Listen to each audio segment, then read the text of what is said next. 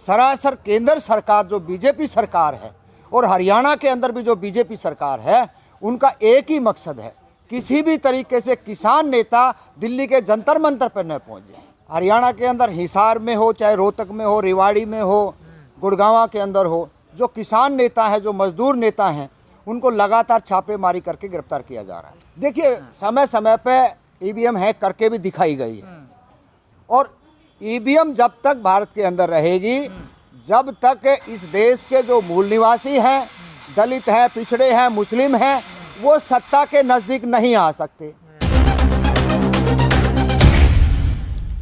देश की सच्चाई सच छुपने नहीं देंगे। सर, 26 नवंबर को संविधान दिवस है, सबको सेलिब्रेट करना चाहिए, लेकिन तमाम संगठन संविधान के उसमें सड़कों पे उतर रहे हैं, विरोध कर रहे हैं, और सबसे बड़ा अहम मुद्दा है संविधान दिवस के दिन की ईवीएम हटाओ और बैलेट पेपर से देश में चुनाव होने चाहिए। आपकी क्या राय है सर? देखिए, देश के अंदर आप देख रहे हो, लगातार बीजेपी की सरकार 6 साल से अलग अलग राज्यों में बनती जा रही है। अब सवाल यही आ रहा कि लंबे समय से किसान रोडों पर संघर्ष कर रहे हैं, और 26 तारीख को जिस तरीके संविधान दिवस की बात आती है, उसी तरीके से लगातार किसान नेताओं को, जिस तरीके से कल रात से ही लगातार पूरे हरियाणा के अंदर जिस तरीके से हमारे पास लोगों के फ़ोन आए हैं, हरियाणा के अंदर हिसार में हो, चाहे रोहतक में हो, रेवाड़ी में हो, गुड़गांव के अंदर हो, जो किसान नेता हैं, जो मजदूर नेता हैं, उनको लगातार छापेमारी करके गिरफ्तार किया जा रहा है। सरासर केंद्र सरकार जो बीजेपी सरकार है और हरियाणा के अंदर भी जो बीजेपी सरकार है, उनका एक ही मकसद है, किसी भी तरीके से किसान नेता दिल्ली के जंतर मंतर पर न पहुंच जाए। क्योंकि अगर ये मामला पंजाब से भी किसान आ रहे हैं, इधर यूपी से भी आ रहे हैं, और इधर हरियाणा के भी और राज्यों से भी आने की संभावनाएं हैं, लेकिन इन्होंने पूरी अपनी चाक चौबंद कर लिया है रास्ते कि हमारे को कुछ भी शाम दंड भेद अपनाना पड़े, कितने ही किसान नेताओं को, कितने ही मजदूरों को हमने जेलों के अंदर डालना पड़े। आज तारीख 24 है, एक दिन बीच को है, और आप देख सकते किस तरीके से उन नेताओं को जो ना हवालातों के अंदर बंद किया जा रहा है। अभी तो समय है। तो क्या जो 26 तारीख को कॉल दी गई है किसानों द्वारा या और जो संगठन द्वारा, क्या इससे सरकार डर गई है? नहीं, सरकार को डरना पड़ेगा। अभी सरकार को लग रहा है, अभी सरकार देख रही है कि किस तरीके से पंजाब से जो किसान आ रहे हैं, वो उनकी कितनी संख्या होगी, हरियाणा से किस हिसाब से लोग निकल रहे हैं, और यूपी से। तो सरकार को तो डरना पड़ेगा, इसमें कोई दो राय नहीं है। तो तभी गिरफ्तारियां हो रही हैं? हाँ, तभी गिरफ्तारियां हो रही हैं। ये स्वाभाविक है कि ज़्यादा से ज़्यादा लोगों को गिरफ्तार किया जाए और देश के अंदर दहशत फैलाई जाए। आप देख रहे हैं ना, ये दहशत ही थी कि यूपी के, बिहार के अंदर अभी चुनाव हुआ, तो चुनाव के अंदर किस तरीके से मीडिया को पहले ये कहा गया कि भाई आरजेडी जीत रही है, गठबंधन जीत रहा है, और उसके बाद में जैसे 12 बजे के बाद में इनपुट आते हैं कि जी मामला सारा ही बदल चुका है। नहीं, वो तो रुझान होते हैं ना, वो तो कभी किसी नहीं, रुझान नहीं है, ये उनकी एक माइंड सेट है। वो पहले इस बात को बताते हैं कि इनको एक बार उछलने दें, वो वहां तक उसको सीमित रखते हैं, और जैसे ही उनके पास अपनी बारी आती है, अपना समय आता है, तो उस हिसाब से वो अपने सारी चीजों को कैप्च कर लिया। बीजेपी कहती है कि आप लोग हारने के बाद आप लोगों की ये बौखलाहट है, कभी ईवीएम का कहते हैं, कभी चुनाव आयोग ने धांधली कर रहे, ये आपकी बौखलाहट है हारने के बाद? बीजेपी तो इस तरह कहती है। ये बिल्कुल आरोप गलत है। बीजेपी के बिल्कुल गलत आरोप है, कोई बौखलाहट नहीं है।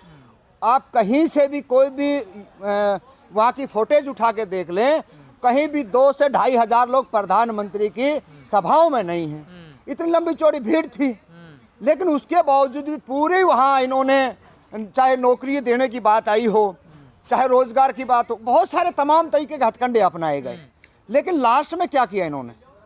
लास्ट में जाकर के देर रात 5 बजे जिस तरीके से मीटिंग करी है, और मीटिंग करके इन्होंने कह दिया इधर काउंटिंग चल रही है, बैलेट पेपर की काउंटिंग हो रही है, और उधर से घोषणाएं कर दी हैं।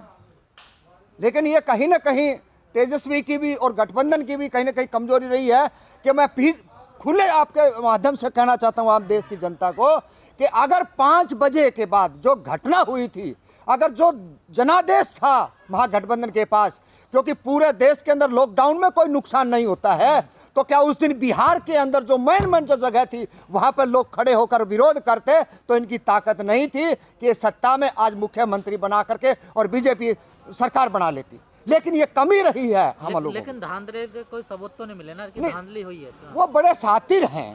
जहां काउंटिंग होती है, काउंटिंग पे गिनती के 10 से 15-20 लोगों को बुलाया जाता है।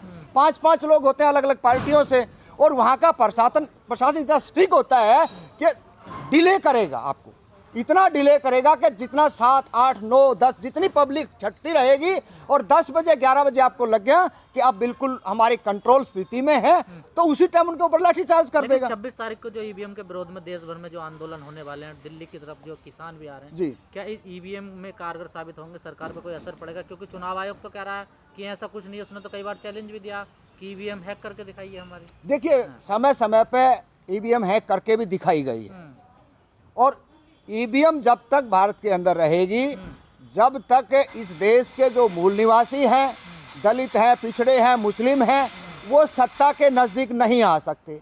और 26 तारीख को जिस तरीके से जंतर मंतर पर किसानों को रोका जा रहा है, उसी तरीके से आप देख लेना, आप भी यही होंगे, हम भी यही होंगे। 26 तारीख को यहाँ पे नहीं आने देंगे उन लोगों को, पूरा रोका जाएगा।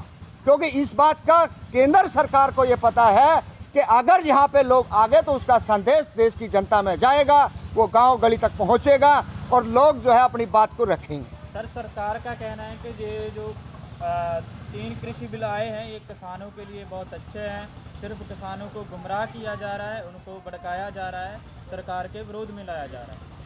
देखिए, सरकार ये बात बिल्कुल गलत कह रही है। विरोधी, ये किसान विरोधी बिल है, क्योंकि समय समय पर हर आदमी जो किसान नेता हैं वो बता रहे हैं इसको, और लगातार इतने लंबे समय से आप देख रहे होंगे हर जगह पे जो है ना लॉकडाउन की परिस्थिति में लोग जो है ना रोडों पे निकल रहे हैं, और उसके बाद में जंतर मंतर पे आके ना लोग कॉन्फ्रेंस करते हैं और 26 तारीख की कॉल दी जाती है। तो आज तो 2 दिन बचे हुए हैं, तो सरकार को तो सीधा सीधा डर सता रहा है कि सरकार बिल्कुल डरी हुई है, और लोगों को इस बात के लिए और सचेत रहना चाहिए कि हमने इस सरकार को जड़ से जल्दी उखाड़ के फेंकना है। पहले भी जंतर मंतर पर प्रोटेस्ट हो चुके हैं किसानों के समर्थन में, कांग्रेस पार्टी कर चुकी है पंजाब से, आम आदमी पार्टी कर चुकी है, तो तब भी सरकार ने उनकी जो बात है वो नहीं मानी है। क्या आपको लगता है कि जब 26 किसान तारीख को आएंगे मान तो पाएंगे? किसान देखिए, सरकार उस पर कोई निर्णय लेगी? 26 तारीख को किसान अपनी बात कहने आ रहे हैं, और बात कहने का हर किसी को हक है, लेकिन ये रोकने का कौन सा वो है? ये कोरोना का बहाना है ना इनको, ये कोरोना के बहाने बंद करे। मैं पहले भी 1-2 बार ये बात कह चुका हूँ कि इस देश के अंदर कोई भी एक भी आदमी सरकार का नुमाइंदा हो, एक आदमी ये बता दे कि हमने रोड के ऊपर कोई डेड बॉडी पड़ी देखी, कोई कोरोना नहीं है। ये सब बिल्कुल झूठी अफवाहें हैं। अगर कोरोना है तो यही इसी जंतर मंतर के ऊपर यहाँ पर 300 लोगों ने प्रोटेस्ट किया, और उन्होंने कहा कि आप बताइए कहाँ है, कौन सी बीमारी है? ये कोई बीमारी नहीं है, नॉर्मल एक खांसी जुकाम होता है वही है। और इसी को लेकर के ना ये पूरे देश के जो मजदूर और किसान हैं, जो अल्पसंख्यक लोग हैं, उनको जो है ना गुलाम बनाने के एक षड्यंत्र है, चाहे वो ईवीएम के माध्यम हो। और एक चीज़ और मैं बताऊं, ये कांग्रेस भी कम नहीं है और ये बीजेपी भी कम नहीं, ये दोनों ही खतरनाक है हमारे लिए। जब तक इस देश के अंदर मजदूर और किसान जब तक आगे नहीं आएगा, जब तक वो सत्ता में नहीं बैठेगा, तब तक कुछ नहीं होने वाला। आज तक हमारे लोगों को तो यही नहीं पता है कि इस रोड पे 500 गज का अगर हमारे को टेंडर मिले रोड बनाने का, लाइट लगाने का, सीवर लगाने का, तो हम अपने लोगों को करोड़ों रुपए के अंदर उसको खिला पिला सकते हैं, करोड़ों रुपए की उसकी मदद कर सकते हैं। लेकिन हमारे जो हालात कर रखी है, आज हमारी जो सोच इन्होंने जो बना के रख दी कांग्रेस और बीजेपी ने, हम 20,000 से 15,000, 25,000, 30,000 से ज़्यादा हमारी सोच ही नहीं है। क्योंकि हमारे को इतना यातनाएं दी गई हैं, इतना सताया गया है कि हम उससे आगे नहीं बढ़ सकते। इसीलिए 26 तारीख को जो लोग आ रहे हैं, चाहे वो किसान हो, चाहे वो ईवीएम को लेकर के आ रहे हो, और आपके माध्यम से मैं कहना चाह रहा हूँ, दूर दूर देश दराज का कोई भी आदमी साथी है, आप आज ही चलिए और दिल्ली में जहाँ आपका ठिकाना है वहाँ रुकिए। आपको हर जगह कहीं ना कहीं ठिकाना मिलेगा। रेलवे स्टेशन है, बस स्टैंड है, बहुत सारी चीज़ें हैं। आप किसी भी तरीके से दिल्ली में आइए और इस देश के अंदर इस सरकार को बताइए कि तुलकली फरमान पत्र, ये तुम्हारी जो गुंडागर्दी है, दादागिरी इस देश में नहीं चलने वाली है।